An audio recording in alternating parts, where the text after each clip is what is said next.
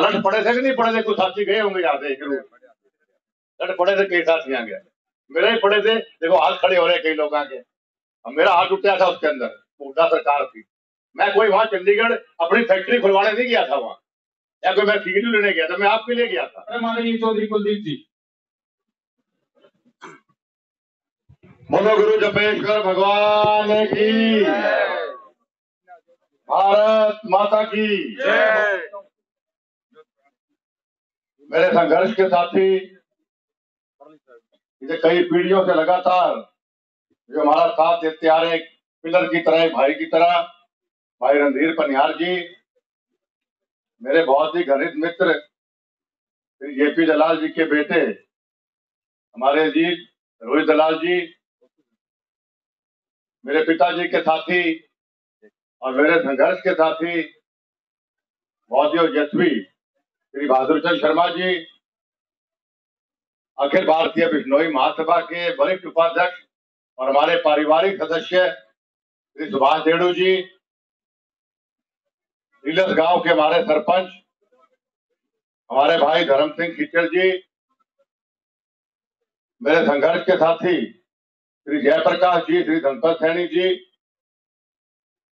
श्री निहाल सिंह जी, श्री अनिल ससोरिया जी, भाई कुलदीप रेणु जी, श्री कृष्ण शर्मा जी, श्री भागीरथ जी, श्री सीताराम जी, श्री नवीन सूरजपुरिया जी, श्री रमेश जांगड़ा जी, श्री कुड़ाराम सरपंच जी, श्री उमेद मतानिया जी, और मंच का संचालन बहुत अच्छे ढंग से कर रहे हैं, बड़े स्पष्टवादी श्री अमरदीप जी, यहाँ पर उपस्थित श्री निहाल सिंह गोदारा जी ददेमो, श्री उगर सैन जी, श्री बिरड़ा, श्री संतलाल जी सिगड़, श्री बलदेव सिंह जी, श्री सुरेश जी खटक, श्री गुलशन जी पापली, श्री प्रदीप कौशिक जी, यहाँ एनपीएस न्यूज, शिवानी आवाज, रोहतास डेलू जी, डॉक्टर रोहतास जांगड़ा जी और मंचासीन सभी सम्मानित नेतागण, प्रेस के साहिबान, बुजुर्गों, माताओं, बहनों, नौजवान साथियों, प्यारे बच्चों, सबसे पहले तो इतने काम के समय में और इतनी गर्मी में आप सब इतनी भारी संख्या में अपना साथ, अपना सहयोग, अपना आशीर्वाद देने तो यहाँ पर पधारे हैं, इसके लिए मैं अपनी ओर से और तमाम नेताओं की ओर से हाथ जोड़ के आपका धन्यवाद करता हूं और आपका अभिनंदन स्वागत करता हूं। और साथ ही गुरु महाराज से प्रार्थना करता हूं कि उनके आशीर्वाद का हाथ, उनके स्नेह का हाथ, उनके प्यार का हाथ हमेशा आपके और आपके परिवार के ऊपर बना रहे। साथियों, चुनाव है, आप सर्वगुण संपन्न हैं। रणधीर और मैं भी गाड़ी में आते बात कर रहे थे, मैंने कहा हम नेता लोग भाषण जितना देते हैं उससे कई गुना ज्यादा तो ये लोग हमसे पहले समझते हैं, क्योंकि ताश खेलते हैं गांव में या हुक्के बैठते हैं, चर्चा करते हो तो सभी पार्टियों के लोग सब गांव में होते हैं तो तर्क वितर्क करते हैं। तो राजनीति के मायने, वोट के मायने, भविष्य के मायने हम नेताओं से ज्यादा आप लोग समझते हैं। हम तो कुछ कहते हैं तो फॉर्मेलिटी वाली बात है कि आप अपना आशीर्वाद देने आए, पर हमारा धर्म है, हम आए हैं तो कुछ बोल के जाना ही पड़ेगा हमें। इतने बढ़िया कार्यक्रम कल हमारे हिसार लोकसभा और सिरसा लोकसभा में हुए। लोगों का मन है कि मोदी जी को हम तीसरी बार प्रधानमंत्री बनाना चाहते हैं और होना भी चाहिए। एक व्यक्ति जिसने 10 साल ईमानदारी से काम किया, जिसने दिन रात यही सोचा कि अब हिंदुस्तान को दुनिया के नक्शे पे सबसे ऊपर कैसे लेके जाए, उस व्यक्ति का अगर कोई साथ नहीं देता है तो वो अपने परिवार का और देश का भविष्य देखना नहीं चाहता। मैं राजस्थान का सह प्रभारी रहा। राजस्थान के अंदर ढाणियों तक मैं छोटे छोटे कार्यक्रम मैंने किए, बड़े भी किए, छोटे भी किए। ढाणी तक भी आम आदमी मोदी की चर्चा वहां करते थे। चुनाव विधानसभा का था लेकिन चर्चा भी वहां लोग मोदी जी करते थे, तो बड़ा मन खुश होता था। क्योंकि हम कांग्रेस में रहे, जो हमारे साथ धोखा कांग्रेस ने किया, भजनलाल जी के साथ भी किया, मेरे साथ जब चर्चा बाद में करता हूं। हम यहां भी रहे लेकिन यहां रह के एक अलग फक्र महसूस होता है, क्योंकि कांग्रेस में रहते हैं तो आए दिन कोई को नए घोटाले देखने को मिलते थे। समझदार वोटर वो होता है जो हर चीज को नापता तोलता है। 10 साल की कांग्रेस की सरकार पिछली और 10 साल की ये मोदी की सरकार। समझदार वोटर वो है जो नाप तोल के अपने वोट का इस्तेमाल करता है, क्योंकि आपके हर वोट के साथ आपके परिवार का, आपके इलाके का और देश और प्रदेश का भविष्य जुड़ा। 10 साल की सरकार कांग्रेस की कैसे बोल सकता है कोई? आए दिन अखबार खोलते थे या टेलीविजन खोलते थे, आए दिन नया कोई न कोई घोटाला देखने को मिलता। आप गवाह हो इस बात के। कभी 2G घोटाला, कभी कॉमनवेल्थ गेम घोटाला, मतलब कभी ताबूत घोटाला, मतलब घोटाले ही घोटाले कांग्रेस पार्टी को देखने को मिलते। तो क्या आप कांग्रेस, उसी कांग्रेस को वोट देकर दोबारा घोटालों में जाना चाहते हैं? ये सोचने वाली बात। और 10 साल की मोदी जी की सरकार को आप देखिए, देश को कहां बुलंदियों तक पहुंचा रहे हैं।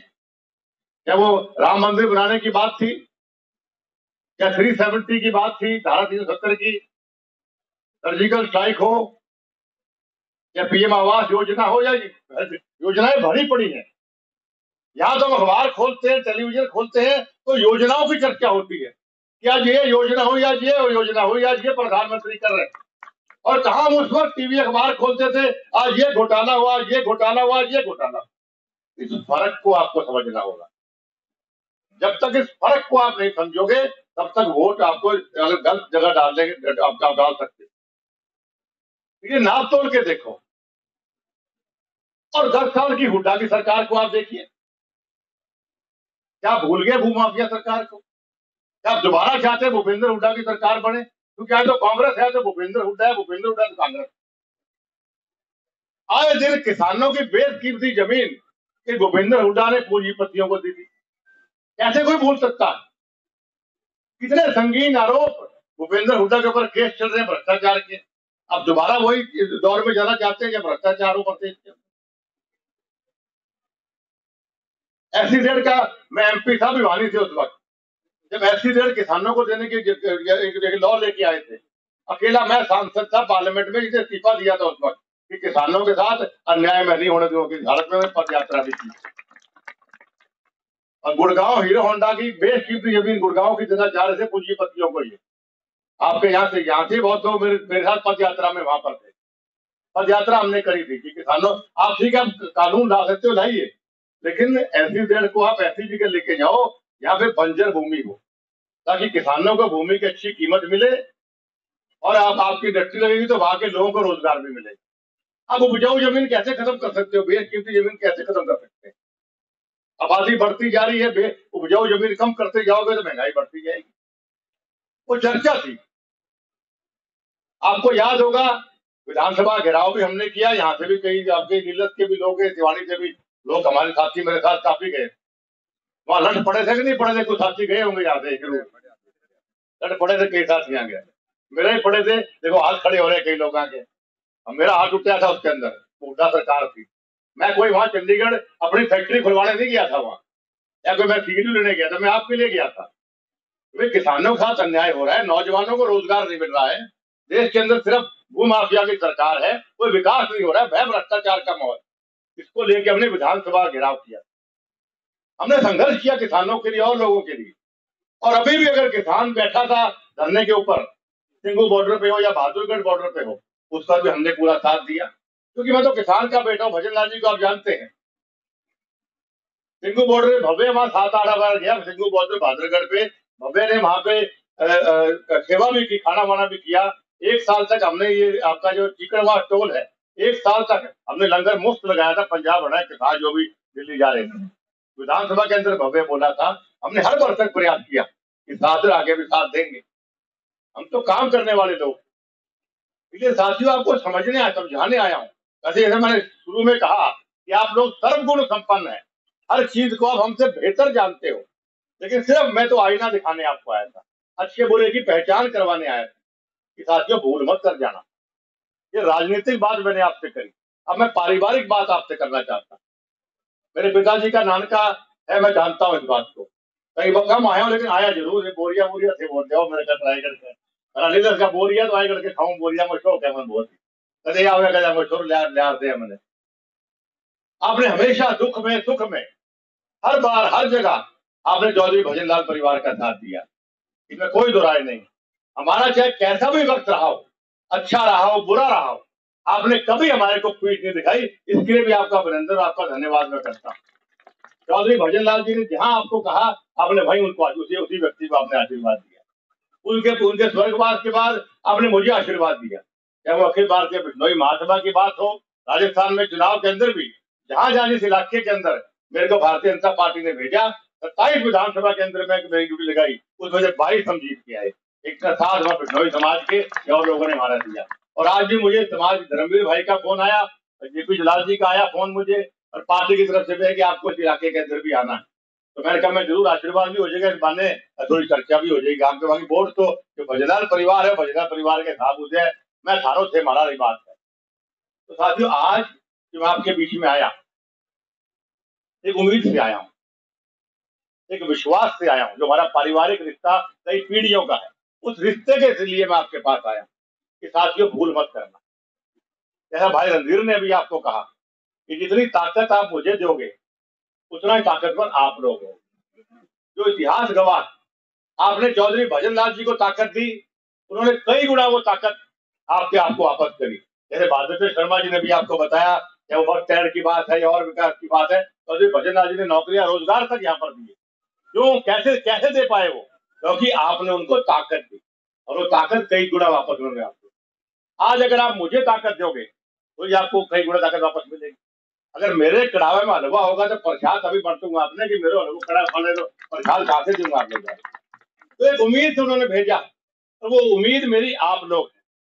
उन्होंने मुझ पे उम्मीद करी, मैं आप पे उम्मीद कर रहा हूँ कि अगर आप मेरे कहने पर भाई धर्मवीर जी को भारी मतों से यहाँ से जिताएंगे, जब यहाँ के ढोल खुले और ऊपर रिपोर्ट जाए मोदी जी तक कि देखो भाई नीलम के इलाके के गाँव, दीवानी इलाके के गाँव के लोग या लोहारू के जो मेरे साथी हैं, उन लोगों ने भाई कितना प्यार, कितना स्नेह, कितने मन से आशीर्वाद चौधरी भजनलाल परिवार को एक बार फिर दिया, तो मुझे और ताकत मिलेगी नहीं मिलेगी?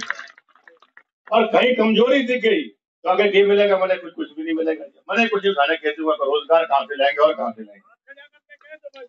पीछे साथियों, साथ लोग तो हाथ खड़े करो भाई, एक दो साथियों के हाथ खड़े करोगे तो तुम भी लड़ेगा। काम का पूरा हाथ है जी आप पर। तो आपका इस उम्मीद से आपके बीच में आया था। और साथ ही मैं जेपी दलाल जी के बेटे यहाँ बैठे, बहुत अच्छा स्पीच आपने दिया, मैंने शुरुआत आज करी है, बहुत मैं तो बहुत प्रभावित हुआ कि इनका फ्यूचर बहुत ब्राइट है। और जेपी दलाल जी तो हमेशा विधानसभा के अंदर भी उनको कई बार मैंने सुना, उनको ताने लोगों ने दिए कि सारा पानी आप लेके अपने लोहारू हल्के में आप सारे काम लेके। उन्होंने कहा जी क्या मैंने छोड़ो चाहे मारो, लोहारू का विकास में तो मैं कदम छोड़ूंगा। एक अच्छा नेता आपको इस इलाके के अंदर जेपी दलाल जी के रूप में मिला है, आपको उनका साथ देना चाहिए आगे विधानसभा के अंदर। और धर्मवीर मेरा बहुत पुराना मित्र है, अच्छे टाइम बुरे टाइम, बीच में थोड़ी गलती हुई थी एक बार, लेकिन फिर हमारी दोस्ती होगी दोबारा। तो दोस्त मेरा बढ़िया है भाई। धर्मवीर को आप कुलदीप बिश्नोई समझ के, अपना भाई अपना बेटा समझ के एक एक वोट भाई धर्मवीर जी को देना, ताकि आपके भाई आपके बेटे की लाज नहीं। आपका बहुत बहुत धन्यवाद। नमस्कार। कुलदीप बिश्नोई जिंदाबाद। आपका बहुत बहुत धन्यवाद।